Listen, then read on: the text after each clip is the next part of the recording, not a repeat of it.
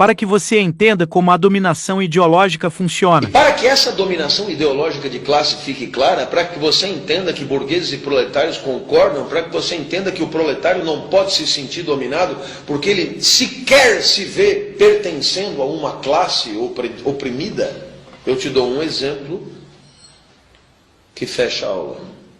Quando eu passei no concurso aqui, eu fui comemorar com a minha família. Mãe, esposa e filhos. Todos num Ford Ka, fomos num restaurante que meu pai gostava muito, chamado Dinhos Place, na Alameda Santos. Lá chegando, meio-dia, horário de proletário comer, de domingo, quem estava almoçando ainda eram os garçons, sabe? Mas eu almoço todo dia no mesmo horário, me sentei, comi. Quando terminou a refeição, muito boa comida, aliás, eu dei vários cartões de crédito para dar o limite e fechamos a conta. Terminou a refeição, pedi para alguém buscar o carro, enquanto o outro ficou ali. Ele perguntou: o senhor gostou? Eu gostei. Achei caro, mas eu gostei. Aí ele falou: o senhor tomou bebida alcoólica? Eu falei: não. Ah, então eu sei exatamente quanto o senhor gastou. É mais do que o que eu tiro no mês. Porque eu estava quieto no meu canto, e o sujeito veio me provocar. Então veja só que interessante a conversa. Eu perguntei pela primeira vez: te parece justo que alguém gaste no almoço mais do que você ganha no mês? Foi que ele respondeu.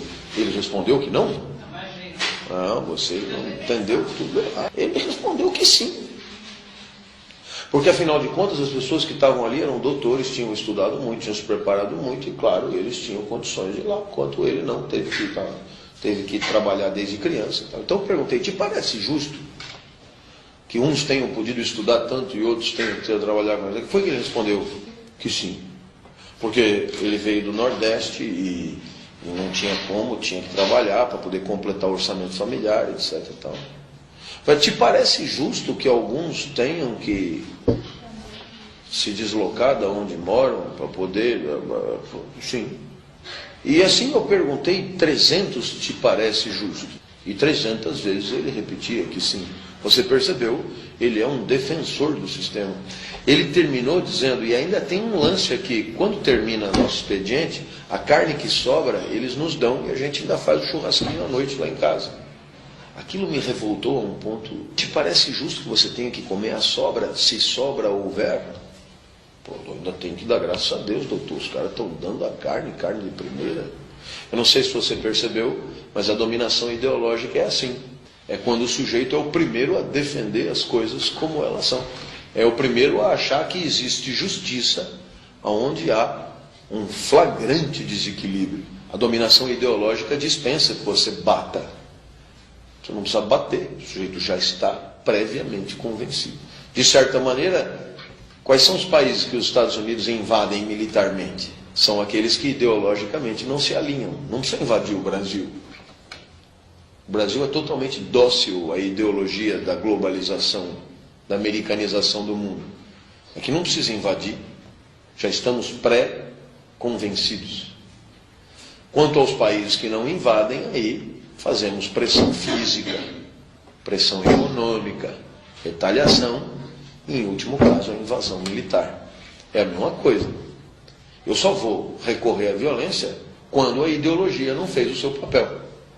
E quando é que a ideologia não faz o seu papel? Muito raramente. Muito raramente. Então eu acho que você entendeu que a dominação ideológica converte as relações de produção capitalista legítimas. Confere legitimidade à forma particular de produção de bens na sociedade capitalista. E é por isso que a guerra, a revolução de classe, a revolução do proletariado é cada vez menos provável. E a política? A política é um epifenômeno da luta de classe, da dominação de classe. A política é apenas um sintoma da dominação de classe. Então, o que você vê na Assembleia Legislativa, o que você vê na Câmara dos Deputados, o que você vê na Presidência da República, nada mais é do que uma manifestação da alienação de classe como qualquer outra. Então, dentro da lógica marxista, o que é que você entenderia do governo Lula? Como é que você faria uma interpretação marxista do governo Lula? O governo Lula, ao patrocinar a inclusão pelo consumo de quinto escalão, pelas Casas Bahia, o governo Lula está patrocinando um processo alienante, entendeu? De docilização das injustiças por um consumo que antes não havia, e com isso desmobilizando a luta de classe, a consciência de classe e a revolução do proletariado. Portanto, o governo Lula, apesar da sua origem sindical, é um governo burguês, de burgueses, para burgueses, como poucos outros nós, não, como todos os outros foram, certo? Alguma dúvida? Eu espero que você tenha entendido esses rudimentos do materialismo histórico.